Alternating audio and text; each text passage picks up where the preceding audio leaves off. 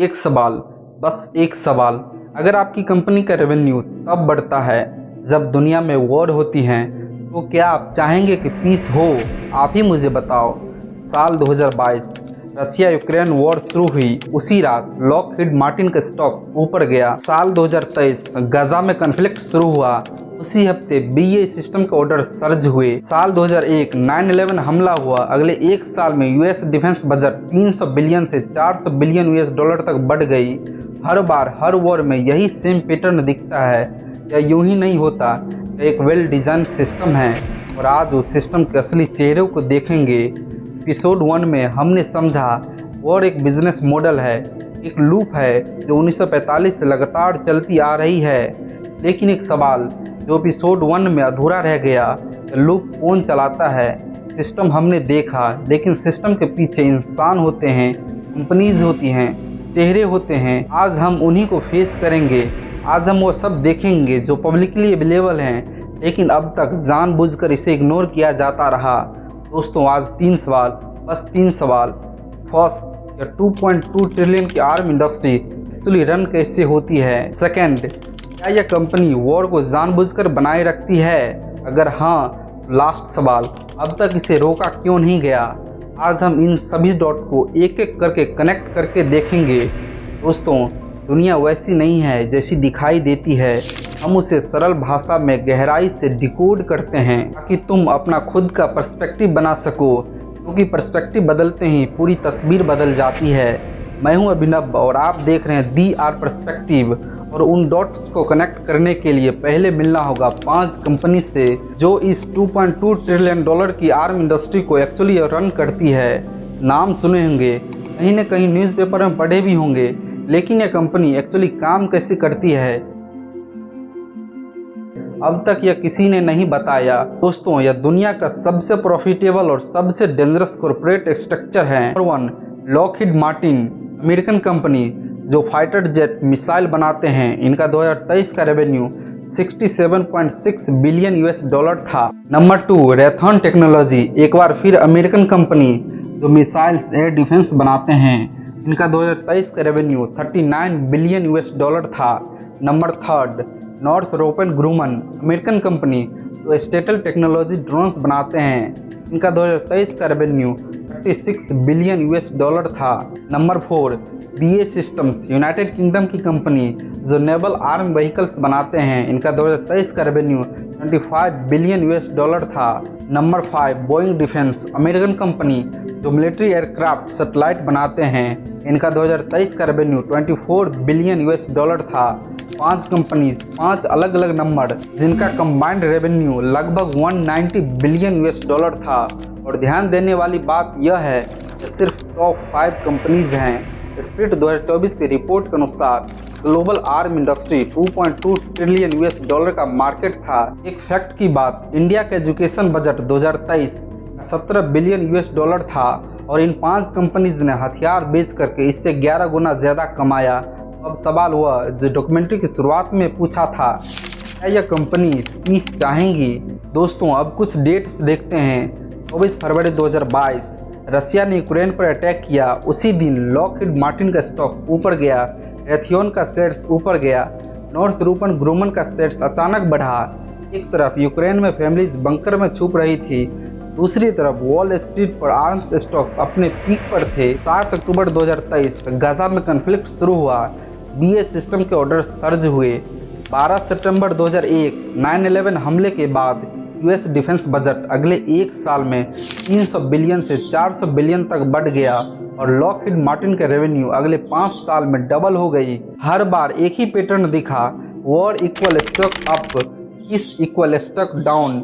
वह सवाल जो शुरुआत में पूछा था, अगर आपकी कंपनी का रेवेन्यू वॉर में बढ़ता है तो क्या आप पीस चाहेंगे? आप ही मुझे बताओ।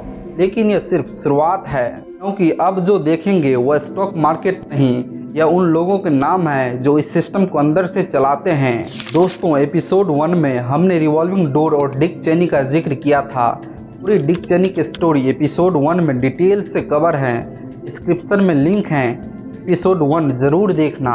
आज हम उसी पैटर्न के 2 और डॉक्यूमेंटेड केस स्टडीज देखेंगे, क्योंकि एक केस कोइंसिडेंस हो सकता है, लेकिन 3 केसेस हों तो सवाल बनता है और उस सवाल के पैटर्न को नोटिस करेंगे। केस 1, मार्क एस्पर 2017 से 19 तक रेथियोन के वाइस प्रेसिडेंट और रजिस्टर्ड लॉबिस्ट रहे और उनके बाद 2019 से 20 तक यूनाइटेड स्टेट्स का सेक्रेटरी ऑफ डिफेंस रहे। उसी पीरियड में रेथियोन को बिलियंस ऑफ डॉलर्स से कॉन्ट्रैक्ट मिले।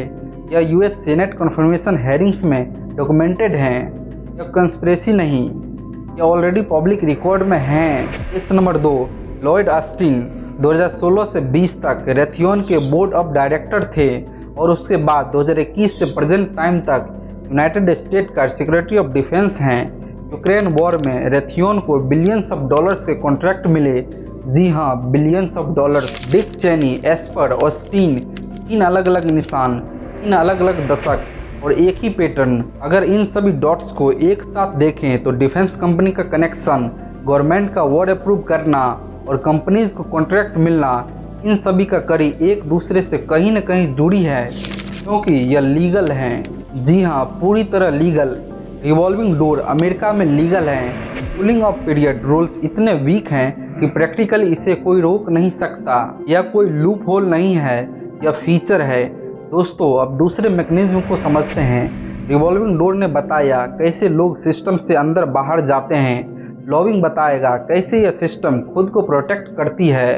हर साल यूएस डिफेंस कंपनीज वाशिंगटन में मिलियंस ऑफ डॉलर्स खर्च करते हैं। जी हाँ, सही सुने, millions of dollars. Open secrets ORG data के अनुसार 100 मिलियन से ज़्यादा फंड करती है। यह पैसा कहाँ जाता है? मैं बताता हूँ कहाँ जाता है। पॉलिटिशियन को कैंपेन डोनेशन के रूप में, थिंक टैंक्स को रिसर्च फंडिंग के रूप में, मीडिया ऑर्गेनाइजेशन को एडवर्टाइजिंग के रूप में और रिटर्न्स में पॉलिटिशियन डिफेंस बजट अप्रूव करते हैं। थिंक टैंक वॉर जस्टिफाई करने वाले रिपोर्ट एंड आर्टिकल्स पब्लिश करते हैं। मीडिया उन्हीं थिंक टैंक्स एक्सपर्ट को इंडिपेंडेंट एनालिसिस बुलाती है। अब इसको एक स्पेसिफिक एग्जांपल से समझते हैं। यूक्रेन वॉर के पहले हफ्ते रेथियोन के लॉबिस्टिक कैपिटल हिल में मीटिंग डॉक्यूमेंटेड हैं। इसके बाद $40 बिलियन का यूक्रेन एड पैकेज अप्रूव हुआ। रेथियोन को स्टिंग्स मिसाइल्स के $1.2 बिलियन के ऑर्डर्स मिले। आप ही मुझे बताओ, मिलियन लगाओ, बिलियन के कॉन्ट्रैक्ट लो, सीधा 100x रिटर्न्स। ऐसी कौन सी इन्वेस्टमेंट इससे बेटर हैं और यह भी लीगल हैं। लॉबिंग अमेरिका में लीगल हैं, रजिस्टर्ड हैं, डॉक्यूमेंटेड हैं और सबसे ज़रूरी बात, इन सब पे कट छूट भी हैं। तो अब एक सेकंड के लिए सोचते हैं दोस्तों, रिवॉल्विंग डोर लीगल हैं, लॉबिंग लीगल हैं। अकेले अकेले ये दोनों प्रॉब्लमेटिक हैं, लेकिन दोनों को एक साथ देखें तो डिफेंस कंपनी के एग्जीक्यूटिव गवर्नमेंट में जाता है, डिफेंस बजट बढ़ता है, कंपनीज लॉबी करती है, उसी एग्जीक्यूटिव को प्रोजेक्ट करती है और वॉर होती है, कंपनीज को कॉन्ट्रैक्ट मिलती है, एग्जीक्यूटिव वापस कंपनी में जाता है और यह साइकिल फिर से शुरू हो जाती है। यह कोई एक्सीडेंट नहीं, यह कोई कोइंसिडेंस नहीं, यह लूप होल भी नहीं है, यह जानबूझकर डिजाइन सिस्टम है और इसे वही लोग प्रोटेक्ट करती है जो इससे प्रॉफिट लेते हैं। तो सवाल यह नहीं कि यह गलत है या सही, सवाल यह है अगर गलत चीज़ लीगल हो जाए बदलाव कहाँ से आएगा। यही इस सिस्टम की सबसे बड़ी ताकत है और इन सब का ह्यूमन कॉस्ट क्या है। 1 मिनट के लिए एक थॉट एक्सपेरिमेंट करके समझते हैं। इस पल के लिए डिफेंस कंपनी के CEO की जगह खड़े हो जाओ। हमारे पास लाखों की संख्या में एम्प्लॉयज़ हैं, मैसिव फैक्ट्रीज हैं, शेयर होल्डर्स हैं जिन्हें हर क्वार्टरली प्रॉफिट चाहिए। तुम क्या करोगे? और अब उस बेगुनाह लोगों की जगह खड़े हो जाओ जिनका कोई कसूर नहीं था, जिनके घर पर मिसाइलें गिरी। सेम वेपन, एक तरफ क्वार्टरली अर्निंग्स कॉल्स, दूसरी तरफ एक टूटा बिखरा हुआ घर। एक तरफ शेयर होल्डर को डिविडेंड मिलता है, दूसरी तरफ वह परिवार जो बिखर गई वो कभी दोबारा नहीं मिल पाएगा। मेरा मानना है जब सिस्टम ऐसे डिजाइन हो कि वॉर से प्रॉफिट हो तो वॉर होती रहेंगी। दोस्तों, एपिसोड 1 में एक सवाल था, इस पूरे सिस्टम में भारत कहाँ खड़ा है? इसका जवाब, भारत दुनिया के सबसे बड़े आर्म इंपोर्टर में से एक हैं। हर साल लगभग 4 बिलियन से ज़्यादा वेपन्स इंपोर्ट करते हैं। यूँ कहूँ तो हम इस सिस्टम से बाहर नहीं हैं और विडम्बना की बात यह है कि हम जब दुनिया के सबसे बड़े आर्म इंपोर्टर हैं तो हम सब इस लूप का हिस्सा हैं। साल 1961 में हाइजनहावर ने कहा था, we were the military industrial complex. 2024 में वो कॉम्प्लेक्स 2.2 ट्रिलियन US डॉलर तक पहुंच गया। क्योंकि यह सिस्टम लीगली प्रोटेक्टेड हैं, पॉलिटिकली अबेंडेंट हैं, फाइनेंशियली प्रोत्साहित हैं। और आज हमने देखा कौन वेपन्स बनाता है, कैसे वो गवर्नमेंट को इन्फ्लुएंस करते हैं, कैसे वॉर से प्रॉफिट बढ़ता है, कैसे पीस उसके लिए घाटे का सौदा है। अब आप खुद फैसला कीजिए, यह बिजनेस है या कुछ और। That is how peace become a financial risk. और यूं कहूँ तो मौत एक बहुत बड़ी प्रॉफिटेबल इंडस्ट्री है। दोस्त, एक बात कहनी है दिल से, यह चैनल बनाना इतना आसान नहीं है। हर एपिसोड के पीछे घंटों की रिसर्च, दिनों की मेहनत और एक जिद कि दुनिया कैसी है।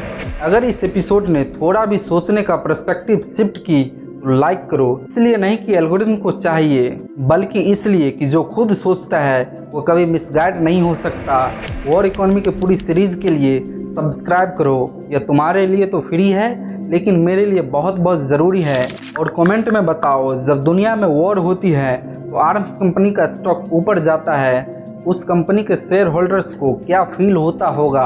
दोस्तों, आज हमने जाना यह सिस्टम कौन चलाता है, लेकिन सभी डॉट्स को कनेक्ट करने पर एक सवाल और बनता है, इस पूरे सिस्टम को फ्यूल कौन करता है। जिनके लिए इन कड़ी को समझना होगा। आर्म्स कंपनी को कॉन्ट्रैक्ट चाहिए, कॉन्ट्रैक्ट के लिए वॉर चाहिए, वॉर के लिए जियोपॉलिटिकल टेंशन चाहिए, और टेंशन के लिए रिसोर्स पर कंट्रोल चाहिए। और रिसोर्स में आज के टाइम में सबसे बड़ा रिसोर्स डील है। वह एक डील जिसने 1973 में पूरी दुनिया की जियोपॉलिटिक्स बदल दी, पेट्रो डॉलर। जी हाँ, वही पेट्रो डॉलर सिस्टम जिनके कारण लगातार दुनिया जल रही है। वॉर इकोनॉमी एपिसोड 3 में मिलते हैं। सब्सक्राइब करो ताकि सीरीज मिस न हो, क्योंकि पर्सपेक्टिव बदलते ही पूरी तस्वीर बदल जाती है। आप देख रहे थे दी आर पर्सपेक्टिव। मिलते हैं अगली एपिसोड में।